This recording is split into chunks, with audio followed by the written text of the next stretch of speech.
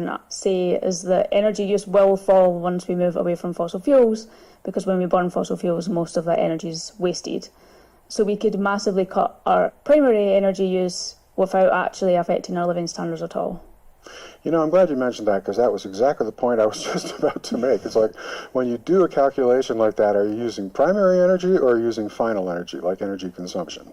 And it sounds to me like most of those analyses that come to that conclusion are actually using primary energy. They're not accounting for the fact that when you switch to renewables, you're losing about 2/3 of the loss that's involved in using fuels in a combustion format. So I guess the point that leads you to is that as especially richer countries proceed with the energy transition and switch to more and more renewables to meet their energy needs, they become more and more decoupled from economic growth.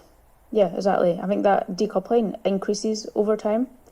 And I actually think part of this comes into the pessimism point we were discussing earlier, where I actually think part of why some people are so pessimistic also is because they're looking at a chart of global energy production or consumption that's got all the fossil fuels in it, and they assume that to decarbonise, we need to produce that amount of solar or wind, which seems insurmountable, but that's completely not the case. We need to produce much, much less renewable energy to meet the same amount of demand.